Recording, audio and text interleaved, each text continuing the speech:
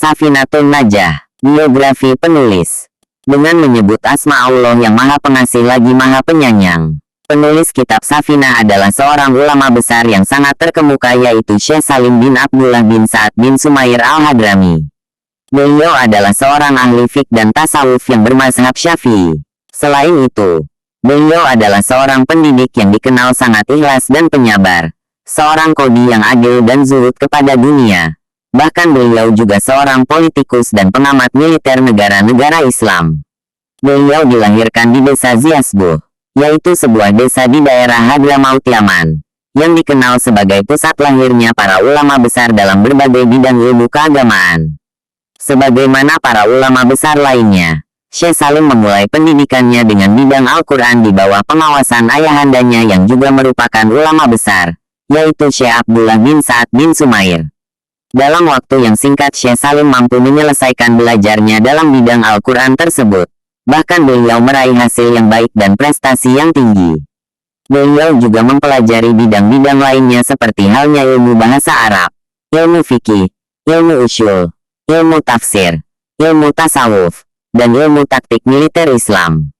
Ilmu-ilmu tersebut beliau pelajari dari para ulama besar yang sangat terkemuka pada abad ke-13 di daerah Hadramaut, Yaman. Tercatat di antara nama-nama gurunya adalah Syekh Abdullah bin Sa'ad bin Sumair, Syekh Abdullah bin Ahmad Basudan. Setelah mendalami berbagai ilmu agama, di hadapan para ulama dan para gurunya yang terkemuka, beliau memulai langkah dakwahnya dengan berprofesi sebagai Syekh Al-Quran. Di desanya, pagi dan sore, tak henti-hentinya beliau mengajar para santrinya, dan karena keikhlasan serta kesabarannya, maka beliau berhasil mencetak para ulama ahli Al-Quran di zamannya. Beberapa tahun berikutnya para santri semakin bertambah banyak. Mereka berdatangan dari luar kota dan daerah-daerah yang jauh sehingga beliau merasa perlu untuk menambah bidang-bidang ilmu yang hendak diajarkannya seperti ilmu bahasa Arab, ilmu fikih, ilmu usyul, ilmu tafsir, ilmu tasawuf, dan ilmu taktik militer Islam. Syekh Salim telah berhasil mencetak para ulama yang terkemuka di zamannya. Tercatat di antara mereka adalah Habib Abdullah bin Toha al-Hadar al-Haddad, Syekh Al-Faqih Ali bin Umar Baguzah. Selain sebagai seorang pendidik yang hebat, Syekh Salim juga seorang pengamat politik Islam yang sangat disegani. Beliau banyak memiliki gagasan dan sumbangan pemikiran yang menjembatani persatuan umat Islam dan membangkitkan mereka dari ketertinggalan. Di samping itu beliau juga banyak memberikan dorongan kepada umat Islam agar melawan para penjajah yang ingin merebut daerah-daerah Islam. Pada suatu ketika Syekh Salim diminta oleh kerajaan Kasiriyah yang terletak di daerah Yaman agar membeli peralatan perang tercanggih pada saat itu. Maka beliau berangkat ke Singapura dan India untuk keperluan tersebut. Pekerjaan beliau ini dinilai sangat sukses oleh pihak kerajaan yang kemudian mengangkat beliau sebagai staf ahli dalam bidang militer kerajaan.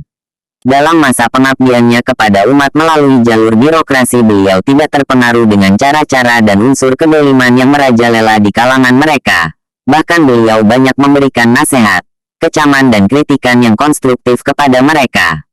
Pada tahun-tahun berikutnya Syekh Salim diangkat menjadi penasehat khusus Sultan Abdullah bin Musin. Sultan tersebut pada awalnya sangat patuh dan tunduk dengan segala saran, arahan dan nasihat beliau. Namun sayang, pada tahun-tahun berikutnya ia tidak lagi menuruti saran dan nasihat beliau, bahkan cenderung meremehkan dan menghina. Kondisi tersebut semakin memburuk karena tidak ada pihak-pihak yang mampu mendamaikan keduanya, sehingga pada puncaknya hal itu menyebabkan keretakan hubungan antara keduanya. Dengan kejadian tersebut, apalagi melihat sikap Sultan yang tidak sportif, maka Syekh Salim memutuskan untuk pergi meninggalkan Yaman. Dalam situasi yang kurang kondusif, akhirnya beliau meninggalkan kerajaan Kasiriyah dan hijrah menuju India. Periode ini tidak jelas berapa lama beliau berada di India, karena dalam waktu berikutnya, beliau hijrah ke negara Indonesia, tepatnya di Batavia atau Jakarta. Sebagai seorang ulama terpandang yang segala tindakannya menjadi perhatian para pengikutnya, maka perpindahan Syekh Salim ke Pulau Jawa tersebar secara luas dengan cepat. Mereka datang berduyun-duyun kepada Syekh Salim untuk menimba ilmu atau meminta doa darinya. Melihat hal itu maka Syekh Salim mendirikan berbagai majelis ilmu dan majelis dakwah. Hampir dalam setiap hari beliau menghadiri majelis-majelis tersebut, sehingga akhirnya semakin menguatkan posisi beliau di Batavia. Pada masa itu, Syekh Salim bin Sumair dikenal sangat tegas di dalam mempertahankan kebenaran, apapun resiko yang harus dihadapinya. Beliau juga tidak menyukai jika para ulama mendekat, bergaul, apalagi menjadi budak para pejabat. Seringkali beliau memberi nasihat dan kritikan tajam kepada para ulama dan para kiai yang gemar mondar-mandir kepada para pejabat pemerintah Belanda. Martin van Bruynesen dalam tulisannya tentang Kitab Kuning, tidak semua tulisannya kita sepakati, juga sempat memberikan komentar yang menarik terhadap tokoh kita ini. Dalam beberapa alinea dia menceritakan perbedaan pandangan dan pendirian yang terjadi antara dua orang ulama besar, yaitu Sayyid Utsman bin Yahya dan Syekh Salim bin Sumair yang telah menjadi perdebatan di kalangan umum. Pada saat itu, tampaknya Syekh Salim kurang setuju dengan pendirian Sayyid Utsman bin Yahya yang loyal kepada pemerintah kolonial Belanda. Sayyid Utsman bin Yahya sendiri pada waktu itu, sebagai mufti Batavia yang diangkat dan disetujui oleh kolonial Belanda, sedang berusaha menjembatani jurang pemisah antara petik terbalik Alawiyin, Habaib, dengan pemerintah Belanda, sehingga beliau merasa perlu untuk mengambil hati para pejabatnya. Oleh karena itu, beliau memberikan fatwa-fatwa hukum yang seakan-akan mendukung program dan rencana mereka.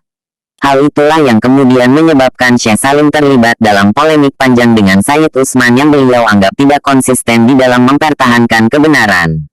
Setelah berdua bertemu dan berdiskusi langsung mendapat penjelasan yang jitu dan mantap atas siasat dan strategi Sayyid Utsman bin Yahya, maka Syekh Salim taslim dan paham atas segala tindakan Habib Utsman bin Yahya yang terjadi pada waktu itu. Yang jelas cerita tersebut cukup kuat untuk menggambarkan kepada kita tentang sikap dan pendirian Syekh Salim bin Sumair yang sangat anti dengan pemerintahan yang dolim, apalagi para penjajah dari kaum kufar. Walaupun Syekh Salim seorang yang sangat sibuk dalam berbagai kegiatan dan jabatan, namun beliau adalah seorang yang sangat banyak berzikir kepada Allah SWT dan juga dikenal sebagai orang yang ahli membaca Al-Quran.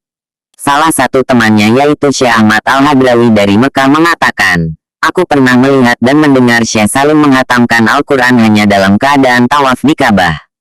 Syekh Salim meninggal dunia di Batavia pada tahun 1271 1855 M. Beliau telah meninggalkan beberapa karya ilmiah, di antaranya kitab Safinah, yaitu kitab yang sudah kita terjemahkan ini.